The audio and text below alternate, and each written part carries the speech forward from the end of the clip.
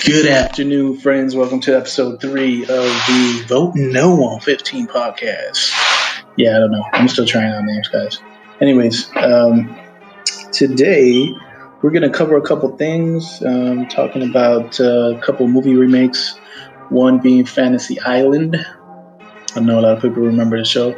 We'll talk a little bit about the differences between the new movie and the show. Basically, one's a horror movie, one is... I don't know what you would call it. It's kind of like that old school teach you a lesson type of show that they used to do back in the day. Something that was more synonymous with the times. Anyways, and the other is a remake of The Invisible Man, made by Lee Winnell. I think that's how you pronounce his last name. Same guy that was behind Saw and the Insidious films. Pretty good up-and-coming director and screenwriter. And those are the two remakes we'll be talking about today. We'll also be talking about a couple of horror movies that you guys probably never seen before. One called VFW, that's starring Stephen Lang. Stephen Lang's famous for being the villain from Avatar. Yeah, that guy. He's a pretty good actor. He was also in Don't Breathe, I believe, that film. And another one is called Mandy. That one's directed by Cosmos Panados, or Panados Cosmatos, or something like that. Sorry if I'm butchering the name, but that is another one of the films we'll be talking about. If you've never seen it before, pretty awesome horror film, back from 2018, starring Nick Cage. All that and more coming at you live next on I Voted No on 15. Where you at, Wormser?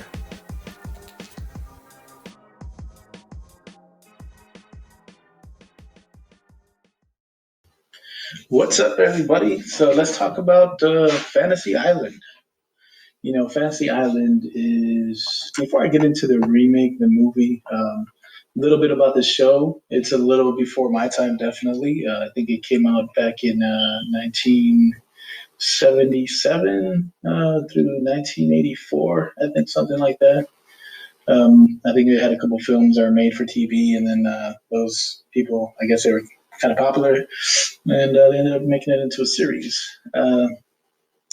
The main characters in the series were obviously Rourke, which was played by Ricardo Montalban back then, and Herb Villechaize, which was famous for that term that everybody remembers saying, de plane. Yeah, that little French dude. But the show, yeah, it was more one of those shows from the time that, it was basically Mr. Rourke, played by Ricardo Montalban, just kind of, he had a strong moral code, and people would show up on the island, and he basically grant them their fantasy for one day. And a lot of times when people would get their fantasies, they'd realize that it wasn't really what they wanted or thought it would be, and it kind of exposed a lot of the errors in their ways. And a lot of times, he would grant fantasies to terminally ill people, and just to kind of let them live out their last wish. But a lot of times, his fantasies weren't, exactly, like I said, what people expected. Sometimes some people would end up dying, getting killed in their fantasies because of negligence or, arrogance or whatever. And sometimes work would intervene directly. So that's kind of the gist of that show. It was, popular back in the day. And just like everything nowadays, it seems, Hollywood always makes a remake of it, a reimagining of it, something along those lines where they try to get that fan source and try to renew it, or try to use a property that they own and try to get some more money out of it, basically. So that's a little background about the show itself. Now the remake is similar. If you look it up online, it'll say something along the lines of a guy owns an island and he invites guests to live out their fantasies. And these people think, getting to the island, they're just kind of like made up, the best possible made up version of what your fantasy could be. uh, on the island, and it gets done by this philanthropist, rich person that owns an island. But in reality, um, they're actually living out those fantasies because there is a magic stone at the bottom of the island that, for whatever reason, can span time and space and desires, and it can give you whatever you imagine, whatever you wish for. But much like the TV show, more on the perilous side, I would say that a lot of the people end up, getting killed because this is a horror movie, a horror version of Fantasy Island. Personally, it was okay. I'm not going to spoil it. If you do want to see the movie, I'll just say this much. The best times in the movie is when Michael Pena is on the screen. He's playing Mr. Rourke, the role famous by Ricardo Montalban. And he carries the movie. The problem is he's not in the movie enough. So that's one of the biggest, I guess, detractions to it. If you're wondering, hey, I'm just going to listen to C's talk about, remake Fantasy Island and see if it's actually worth watching or not. Let's just say you can skip it. It's not like, oh, I got to see it. But yeah, that's one. It's not a quick rundown on the remake horror version of Fantasy Island. Not going to get too much into details. I know I gave away a little bit, but that's just so you could understand what their version was of this title of this property, Fantasy Island. Okay, switching gears here to a very good remake that just came out early this year, which is The Invisible Man, directed by Lee Winnell. And I won't take as long talking about the background of where this character comes from. If you know your Universal monsters, you know that the Invisible Man is as old as any of the rest. Original release date, I believe, was 1933, based on a book. That I did not know, but it was based on a book by H.G. Wells. And, the stories are different. This reimagining of the character. The original story was, I think it was about a doctor who discovered the secret of invisibility. And he ended up, I guess creating some kind of drug. And I haven't seen the film in a long time, but I know that that's quite different from the remake. But a lot of it is the limitations of the time. But even then, movie at that time was popular because of the way it was shot. A lot of people. He wasn't actually in the movie a lot, the main star of the movie, the original 1933 Invisible Man, but the way that they used it, like a disembodied voice that was in every scene, and it was just something new. And could you imagine at those times that people were like, wow, it was definitely more of engaging in your imagination because you had to think these things up. But that's a little bit about the original. Without getting too much detail into it, I'm not trying to tell you the whole story of the film. Watch it. It's a classic. That's all I can tell you. Watch it. And the original leads me back to what I was starting with the review of The Invisible Man, the 2020 film.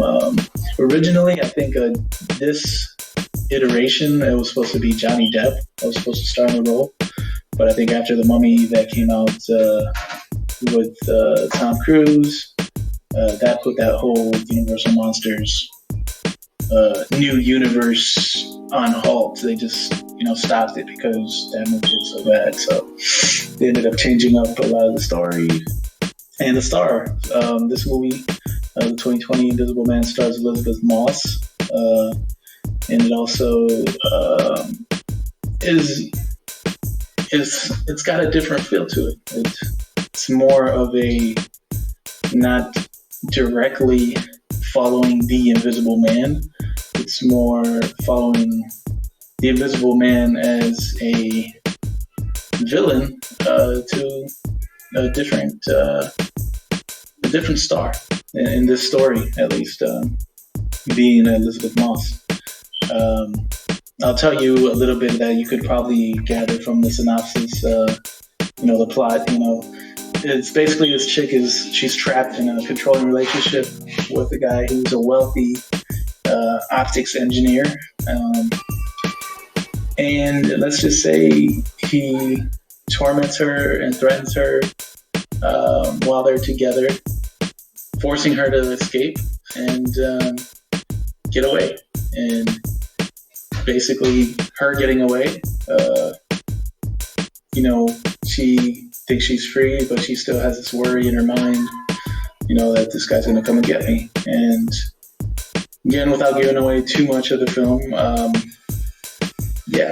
someone is out to get her and she can't see them. So, in The Invisible Man 2020, that's what we get. This is definitely a really cool take that they did. They left room for expanding upon the universe if that's what they decide to do. It's definitely something I recommend to check out if you're a fan of suspense, a fan of thrillers, of horror films. Definitely check out the new Invisible Man that was released recently earlier this year. And I think that's it for the two films I was able to see this past weekend. Let's switch gears here real quick. Wait, I take that back.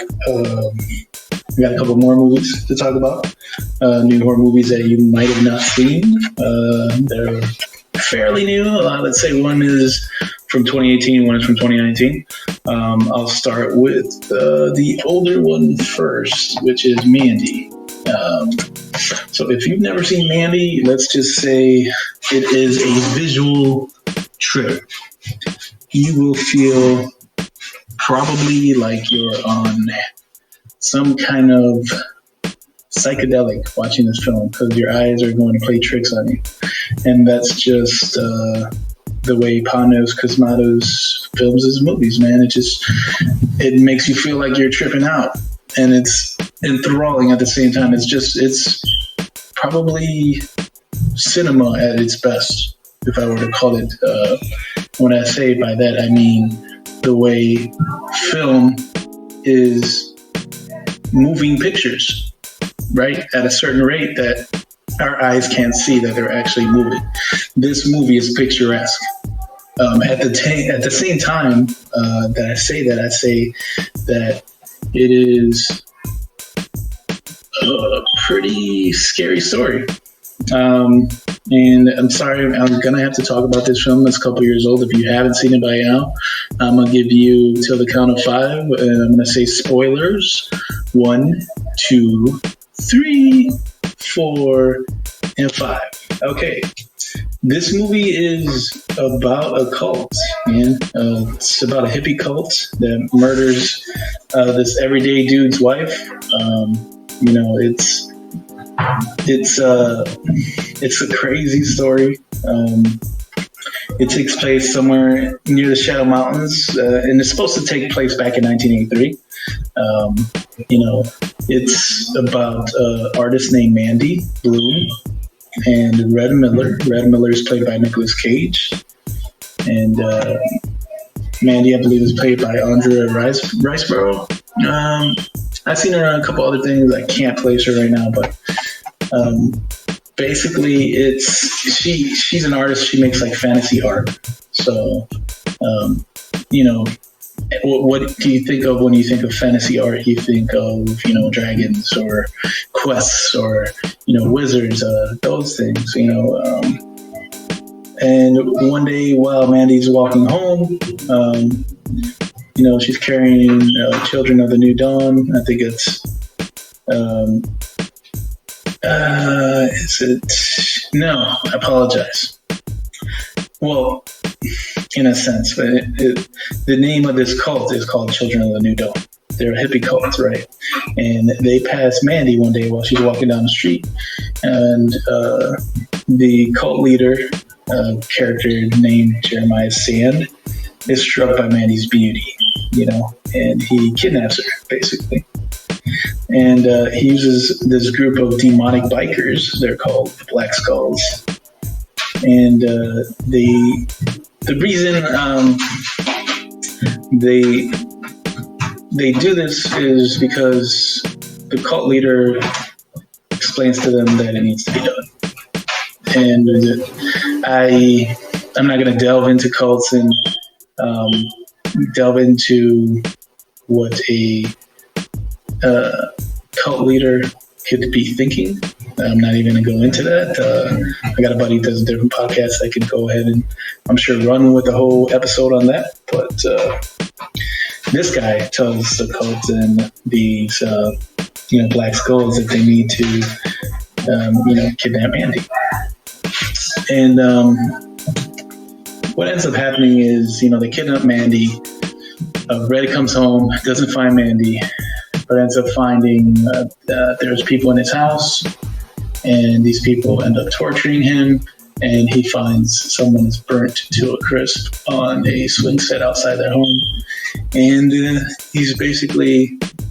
he knows it's Mandy, and they leave him for dead after torturing him.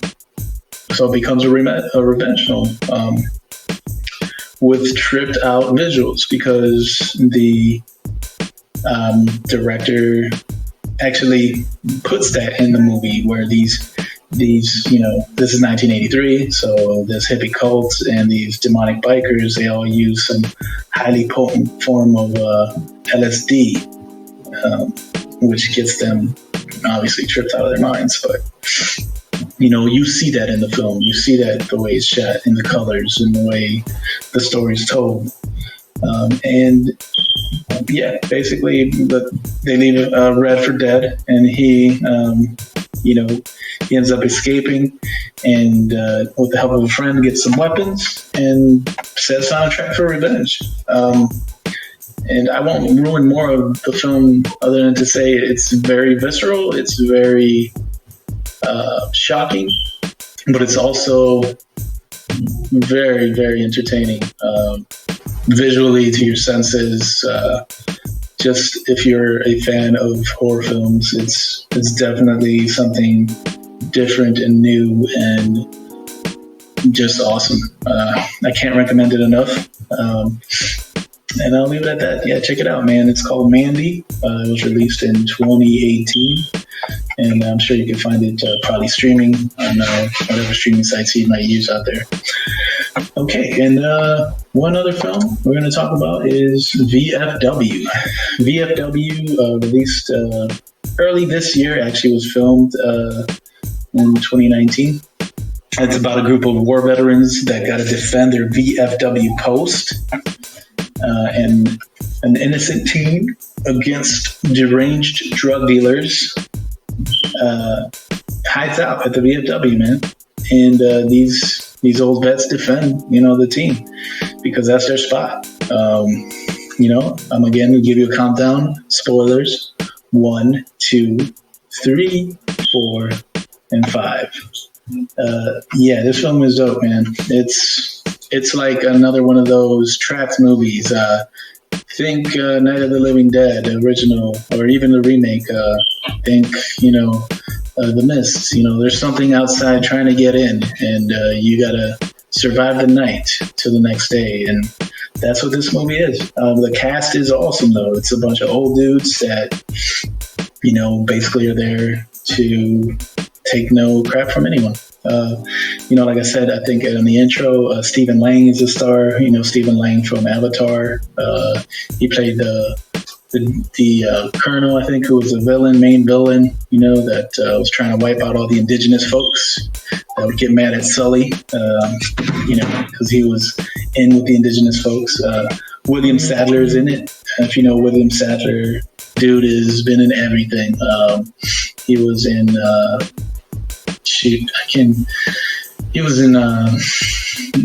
just off the top of my head, he was in Tales from the Crypt, Demon Knight. He was in Bill and Ted's Bogus Journey. He played the Grim Reaper.